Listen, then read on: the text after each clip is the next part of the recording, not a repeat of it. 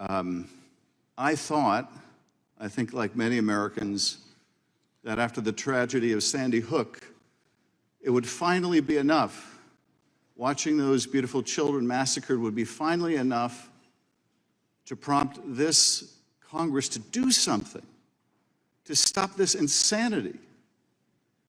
But it didn't. Tragically, so many members of Congress learned a very different lesson, that they could just wait it out. They could wait out tragedy after tragedy after tragedy, and they would have to do nothing. And indeed, on the other side of the aisle, it's just gotten worse. It's just gotten worse.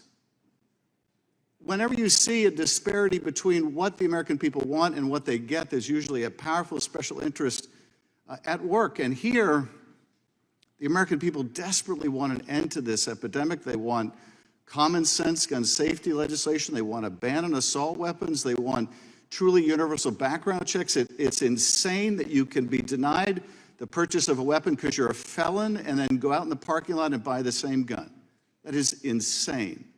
And of course, we see the result when we see our children mowed down week after week after week.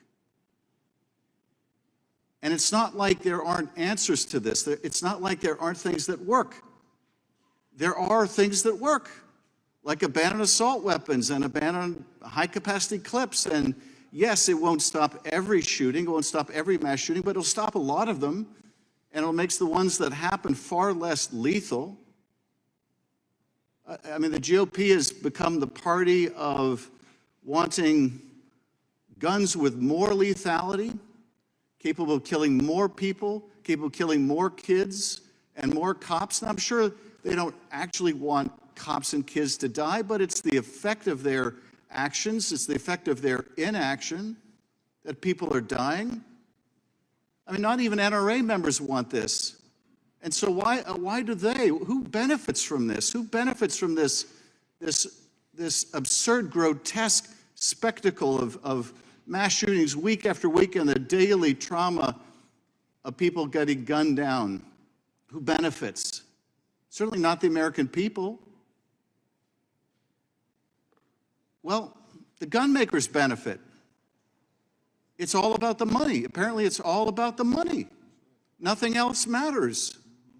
I've been carrying a bill now for 6 or 8 years to repeal the immunity that the gun industry has. Because if it's all about the money, then the only thing that will stop the violence is to take away the money, take away the profit in murder. So I'm grateful to Moms Demand Action. I'm grateful for what you're doing out there. You're making a difference. If not in this building, you're making a difference in state capitals. I think you're going to make a difference in this building. We will get to a tipping point where we will show that we can beat the NRA, we can pass common sense reforms, and we can protect the public. You know, there has been a lot of progress, I think, on the Democratic side of the aisle of members running towards this issue, not away from it. But on the other side of the aisle, after that terrible shooting in Buffalo, for example, a year or two ago, when one of the Republican members said they could no longer in good conscience oppose an assault weapons ban, it was a few days later they were forced to announce that they would not run again because they were told basically that they would be drummed out of the party. And that has got to change. We're just going to see more Americans die from the lack of courage in this building. But I am just so fed up with getting up every day and seeing another city devastated, another town, another school known not for the beauty of its people, but for the deadliness of another tragedy. We've got to do better than this. I yield back. Gentleman yields back chair, and I'll recognize himself for 5 minutes. Mr. Dettelbach, are you troubled by the rule?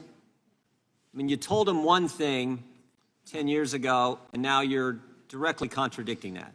The stabilizing brace short barrel rifle rule, I assume, is the rule you're referring to. I'm referring to the letter that was sent back on November 26, 2012, that Mr. Nell's referenced in his first line of questioning, where you told the FTB finds that the submitted brace, when attached to a firearm, does not convert the weapon and would not alter its classification. Now you're doing just the opposite.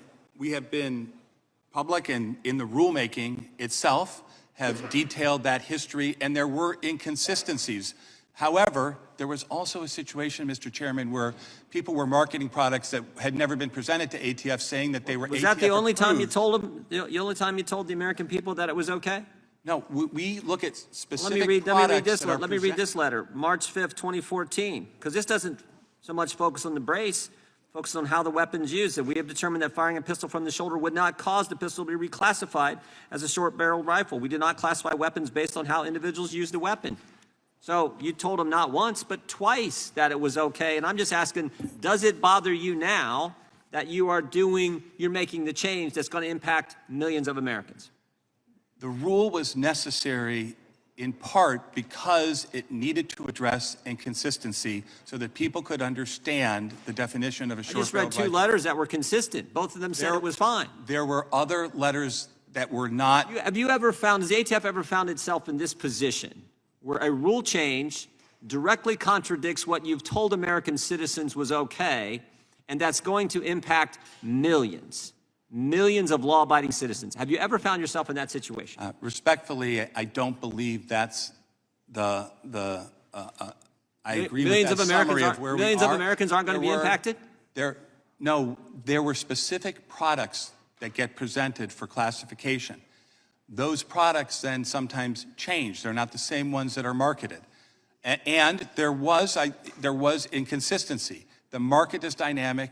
It was necessary to do what notice and comment rulemaking, I think, is a better way to do that. I think millions of Americans think the inconsistency is with the ATF because you told them one thing and now you're changing. What happens on May 31st? According to the rule, No, what happens on May 31st? according to the rule, people have, from the date the rule was published until that date, to do one of several things. They can either detach the brace from the firearm and keep both, and they can attach that How about brace this? to another one. They got to can- remove or destroy the brace, get a longer barrel, turn in or destroy the firearm, or register the firearm. Is that right? They got to do one of those four They have things. to apply to register. Whether or not the application is ruled on, they're allowed to keep the item during that entire time so that they're not held accountable They for don't any do waiting that period. and the timeline runs out, what happens to those individuals? They don't do those four things and the timeline is expired, what happens then? I assume that people who are aware. No, I'm not asking. What happens if they don't do those four Well, I think that, Mr. Chairman, as a prosecutor, I just want to be accurate.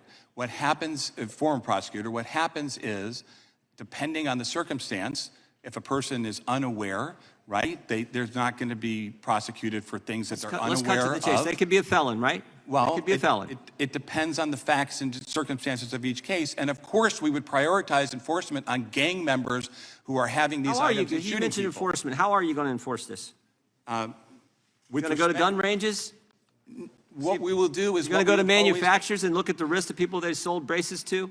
What we will do is we will, when we do a search warrant in a drug case and we discover an unlawful item, whether it's a machine gun or a Glock switch or a short-barreled rifle that doesn't comply, we will consider that as one of the charges. There's no plan. Does the nor Gun prioritize- Control Act or the National Firearms Act clearly and unambiguously prohibit pistol braces?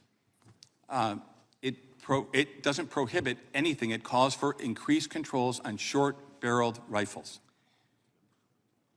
Not the gun control, but I'm just reading from the court decision yesterday in the Sixth Circuit where the judge Oh, I'm said the sorry. statute does not clearly and unambiguously prohibit bump stocks. The court went on to say for a decade the ATF has maintained that a bump stock is not a machine gun part, and the court said the ATF's own flip-flop on this position is one of the reasons why they ruled in favor of those opposing the rule you guys made. Seems to me we're in the same situation here. And yesterday, the Sixth Circuit gave us a strong ruling on the bump stock issue. I would anticipate that we're going to get other strong rulings on this issue as well. With that, the Chair recognizes the gentlelady from Washington. Thank you, Mr. Chairman. It's interesting that my Republican colleagues are concerned about how we enforce things when most of the bills we've been voting on in this session are completely unworkable. Just last week, Republicans held a 12-hour markup on a cruel immigration bill aimed at what they're calling the, quote, crisis at the border. But we haven't done anything in this committee in the region, which is fueled by American firearms. The United States is the #1 source of semi-automatic weapons in El Salvador. About 500,000 guns are trafficked to Mexico from the U.S. every year, and 70 to 90% of guns recovered at crime scenes in Mexico are traced back to the United States. So the crisis of gun violence in the United States and our lack of gun regulations is spreading to other countries. That is the real crisis at our borders. Director Dettelbach, thank you for being here. These gun trafficking numbers are alarming, and the ATF plays a vital role in tracing and recovering guns that are used in crimes to fight the proliferation of gun violence and gun trafficking. From 2017 to 2021, the ATF traced close to 2 million guns in crimes, and yet some of my Republican colleagues actually want to eliminate the ATF.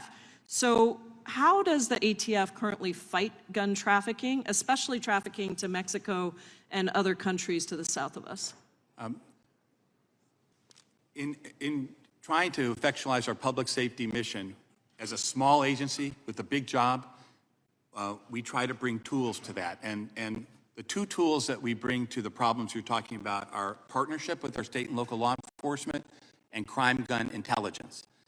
What crime gun intelligence, whether that's our tracing ability for crime guns, or whether it's the NIBIN system to connect crimes together where a common firearm is used, can do, is it can enable us to try to identify where the crime guns are coming from, how they're moving from lawful commerce into the black market under unlawful commerce, and target our resources to do that. That's not limited to, but it certainly includes gun traffic that flows south over the border. We have at ATF a group of firearms trafficking strike forces, task forces, that are focused on the southwest border. And every day we are working to try to interdict the flow of firearms unlawfully from commerce to south, including to places like the cartels. So eliminating the ATF would have enormous consequences for that work. The Bipartisan Safer Communities Act contained the Stop Illegal Trafficking in Firearms Act, which made it an explicit federal crime to act as a straw purchaser for firearms and establishes penalties for those transferring a firearm they have reason to believe will be used in a crime. The ATF's work recently led to the first gun trafficking conviction under the new law this February. How would repeal of that law or defunding of the ATF, including the anti-firearms trafficking campaign, as proposed by Republicans, impact gun trafficking? Congress passed the Bipartisan Safer Communities Act, and as you say, they gave us not one but two new criminal statutes, a straw purchasing statute for the first time ever, a standalone, and a firearms trafficking felony. We are working with state and local law enforcement every day to bring those cases. We've brought I think over 30, including the one that you referred to. In Texas, 231 firearms being trafficked south of the border. And these cases take time and effort and expertise to investigate. And so to implement those laws, to enforce them, ATF needs to have the resources to be able to do those investigations, to follow through, and to take people who are criminals supplying crime guns, not the law-abiding citizens, but supplying crime guns to criminals and take them out of that business. Thank you for that work. The second volume of National Firearms Commerce and Trafficking Assessment found that over 1 million guns were stolen from private residences from 2017 to 2021, and that these stolen guns make up a substantial portion of guns that are eventually trafficked and used in crimes. I have proposed the Safe Gun Storage Act, which requires strong standards for firearm storage devices to prevent unintended use and theft. But sadly, my colleagues across the aisle oppose even this sensible gun safety measure. Could safe gun storage or other common sense gun legislation stop the large flow of firearms across the United States borders into other countries, or at least substantially help with that issue? I talk about the issue of safe storage often. And the way I try to communicate, because I think this is something we can have consensus on, is that there is a right to bear arms in this country, but people should understand there's a responsibility to safely secure your firearm. And it means a lot to you. It's an important right, so why wouldn't you try to secure it? Firearms that are stolen from cars and parking lots at malls are not used to hunt or for self-protection. They end up at crime scenes in the next community or in your community to hurt people.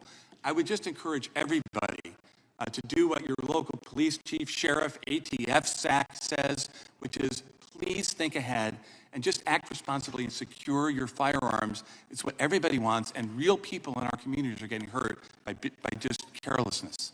Thank you. I Time of yield the back. gentlelady's expired. Gentlelady yields back. Gentleman from Arizona is recognized.